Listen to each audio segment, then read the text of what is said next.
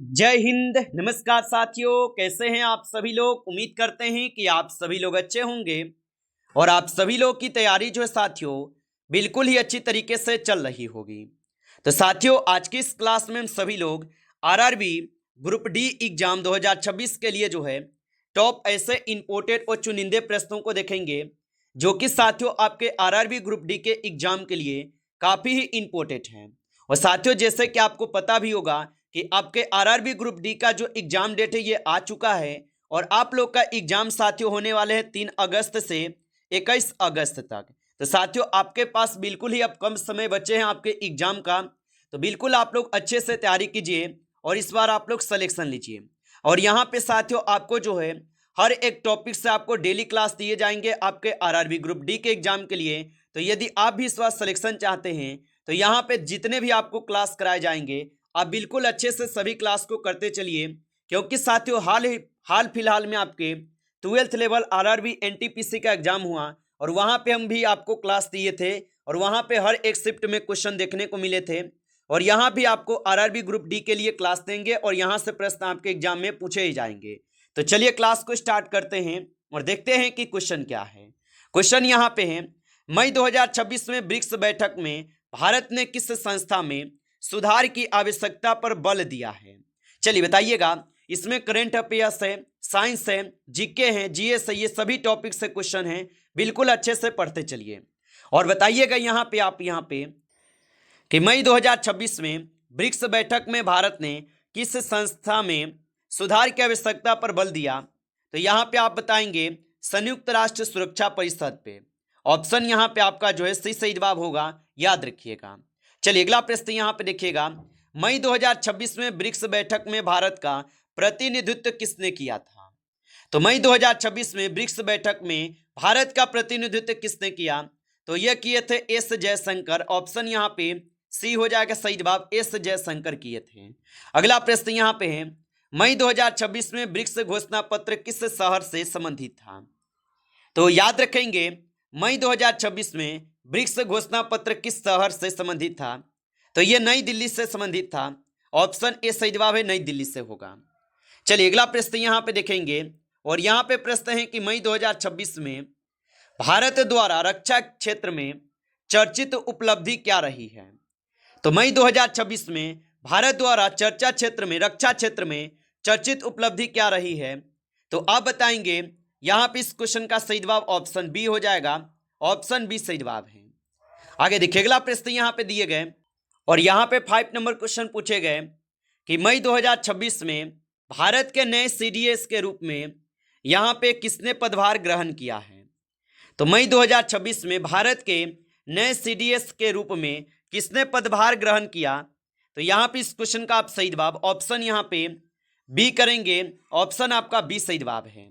चलिए अगला प्रश्न यहाँ पे देखेंगे, मई 2026 में भारत ने किस वायु मानव युक्त अंतरिक्ष मिशन की लाइफ सपोर्ट प्रणाली में प्रगति दर्ज की है। तो मई 2026 में भारत ने किस महान मानव युक्त अंतरिक्ष मिशन की लाइफ सपोर्ट प्रणाली में प्रगति दर्ज की है। तो ये किए हुए हैं आपके गगनयान में। ऑप्शन यहाँ पे बी सही जवाब है, गगनयान में होगा। चलिए अगला प्रश्न यहाँ पे देखेंगे, मई 2026 में भारत पाकिस्तान सीमा पर नए बीएसएफ बॉर्डर आउट पोस्ट का उद्घाटन जो है ना किया गया है। तो मई 2026 में भारत पाकिस्तान सीमा पर नए बीएसएफ बॉर्डर आउट पोस्ट का उद्घाटन कहाँ किया गया। तो ये किए गए हैं आपके कहाँ पे। तो ये भुज में किए गए। ऑप्शन आपका सी सही जवाब है। आगे देखेंगे अगला प्रश्न है, मई 2026 में भारत ने किस देश के साथ रक्षा नीति वार्ता आयोजित की है। तो मई 2026 में भारत ने किस देश के साथ रक्षा नीति वार्ता आयोजित की। तो यहाँ पे आप सही जवाब ऑप्शन यहाँ पे बी करेंगे, सिंगापुर होगा। ऑप्शन बी सही जवाब है। चलिए अगला प्रश्न है, मई 2026 में ऑपरेशन सिंदूर की पहली वर्षागांठ किस क्षेत्र से संबंधित थी। तो मई 2026 में ऑपरेशन सिंदूर की पहली वर्षगांठ किस क्षेत्र से संबंधित थी। तो यहाँ पे आप बताएंगे ऑप्शन बी रक्षा अभियान से। ऑप्शन आपका बी सही जवाब है। आगे देखेंगे अगला प्रश्न यहाँ पे दिए गए प्रश्न है कि मई 2026 में भारत के रक्षा मंत्री ने नौसेना शौर्य वाटिका का उद्घाटन कहाँ किया? तो मई 2026 में भारत के रक्षा मंत्री ने नौसेना शौर्य वाटिका का उद्घाटन कहाँ किया? तो ये किए हुए हैं लखनऊ में। ऑप्शन यहाँ पे बी सही जवाब है, लखनऊ में किए हैं। चलिए अगला प्रश्न यहाँ पे है, मई 2026 में भारत के गृह मंत्री ने सीमा पर सुरक्षा की समीक्षा किस राज्य में की है? तो मई 2026 में भारत के गृह मंत्री ने सीमा सुरक्षा की समीक्षा किस राज्य में की? तो ये किए हैं गुजरात में। ऑप्शन यहाँ पे सी सही जवाब है, गुजरात में। चलिए अगला प्रश्न यहाँ पे है, मई 2026 में बीएसएफ ने कौन सी वर्षगांठ मनाने की तैयारी शुरू की है?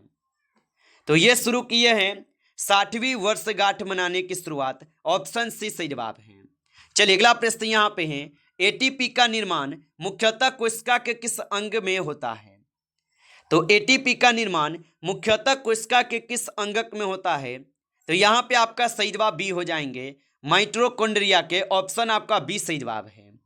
आगे देखेंगे अगला प्रश्न है कि सोडियम कार्बोनेट का सामान्य जो है नाम क्या है? तो सोडियम कार्बोनेट का सामान्य नाम क्या है? तो सोडियम कार्बोनेट का सामान्य नाम धावन सोडा होगा। ऑप्शन यहाँ पे बी सही जवाब है, धावन सोडा होगा।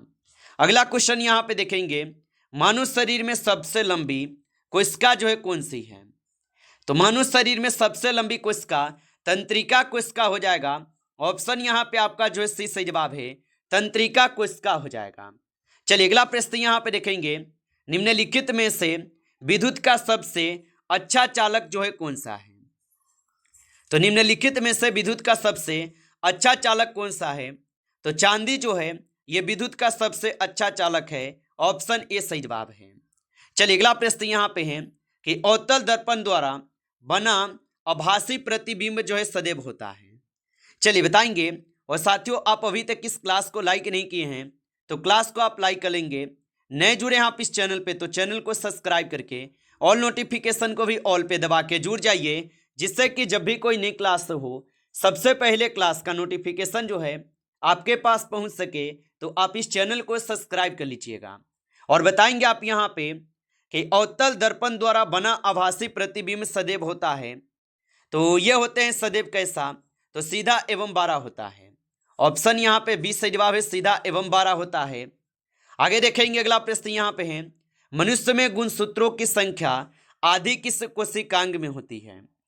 तो मनुष्य में गुणसूत्रों की संख्या आधी किस कोशिका में होता है?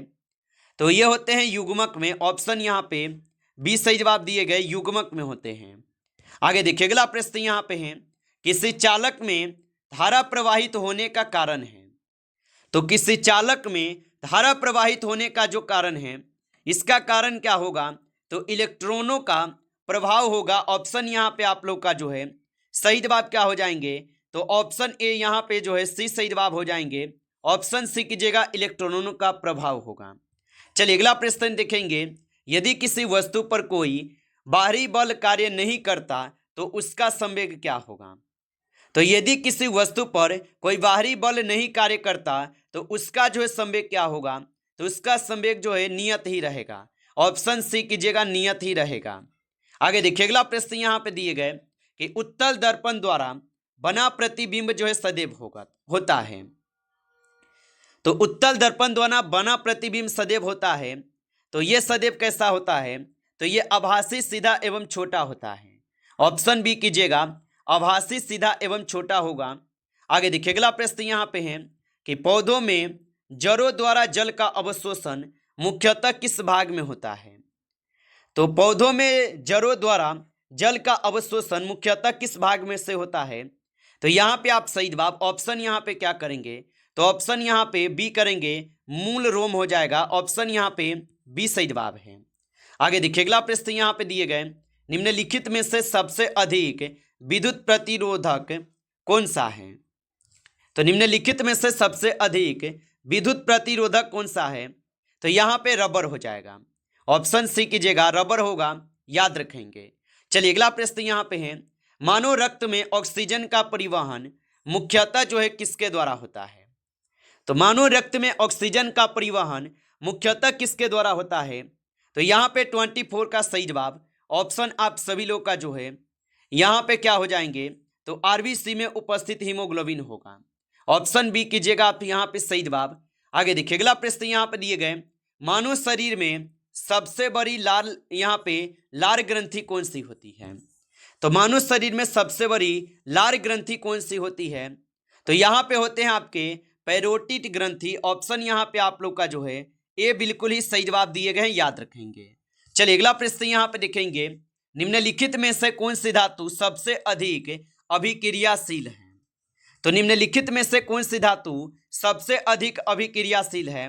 तो यहाँ पे 26 नंबर क्वेश्चन का आप सही जवाब ऑप्शन यहाँ पे सी करेंगे, पोटेशियम होगा। ऑप्शन सी सही जवाब है। चलिए अगला प्रश्न यहाँ पे देखेंगे, मानव मस्तिष्क का कौन सा भाग शरीर के संतुलन एवं मांसपेशियों के समन्वय को नियंत्रित करता है? तो मानव मस्तिष्क का कौन सा भाग शरीर के संतुलन एवं मांसपेशियों के समन्वय को नियंत्रित करता है?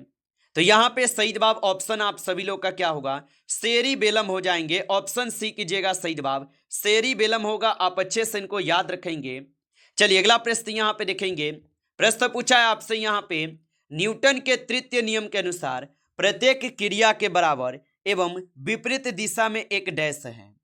तो न्यूटन के तृतीय नियम के अनुसार प्रत्येक क्रिया के बराबर एवं विपरीत दिशा में एक डैश है। तो यहाँ पे आप सही जवाब जो है ऑप्शन आप सभी लोग क्या करेंगे, तो आप बताएंगे इसमें बल होता है, यानी ऑप्शन बी करेंगे आप सही जवाब, इसमें बल होता है। चलिए अगला प्रश्न यहाँ पे देखेंगे कि पौधों में प्रकाश संश्लेषण के लिए आवश्यक हरा वर्णक है।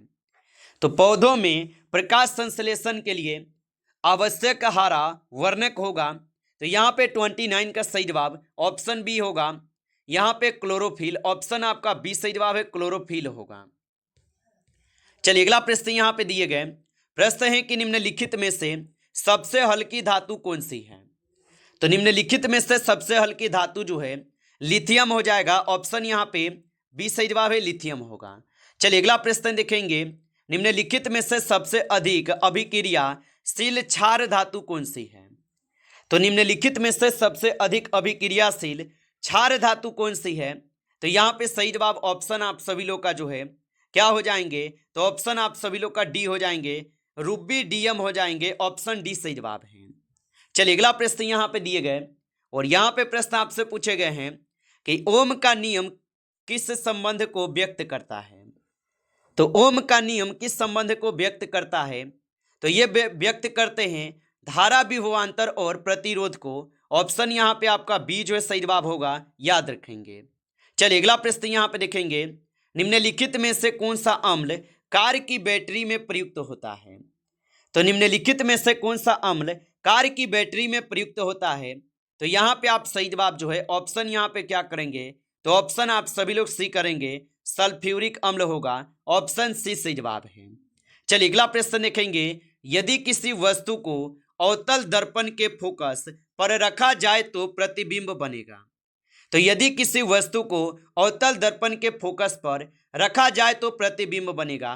तो याद रखेंगे यहाँ पे सही जवाब ऑप्शन आप सभी लोग का क्या होगा, तो सी होगा, अनंत पर बनेगा। ऑप्शन सी सही जवाब है। आगे देखिए अगला क्वेश्चन यहाँ पे 35 है कि पौधों में जल की ऊपर की ओर परिवहन मुख्यतः किस बल के कारण होता है? तो पौधों में जल का ऊपर की ओर परिवहन मुख्यतः किस बल के कारण होता है? तो यहाँ पे होते हैं आपके वाष्प उत्सर्जन खिंचाव के कारण। ऑप्शन यहाँ पे आपके जो है 20 सही जवाब दिए गए, आप अच्छे से इनको याद रखेंगे। नमस्कार साथियों, इस क्लास में जो है टॉप 35 क्वेश्चन थे जो काफ़ी इंपॉर्टेंट क्वेश्चन थे। साथियों यदि आपको क्लास अच्छा लगा हो तो क्लास को लाइक करेंगे, नए जुड़े हैं आप इस चैनल पे तो चैनल को सब्सक्राइब करके ऑल नोटिफिकेशन को ऑल पे दबा के जुड़ जाइए, जिससे कि जब भी कोई नई क्लास हो सबसे पहले क्लास का नोटिफिकेशन जो है आपके पास पहुंच सके। तो आप इस चैनल को सब्सक्राइब कर लीजिए। चलिए फिर मिलते हैं आपसे एक नेक्स्ट टॉपिक के साथ नेक्स्ट क्लास में, तब तक के लिए जय हिंद जय भारत।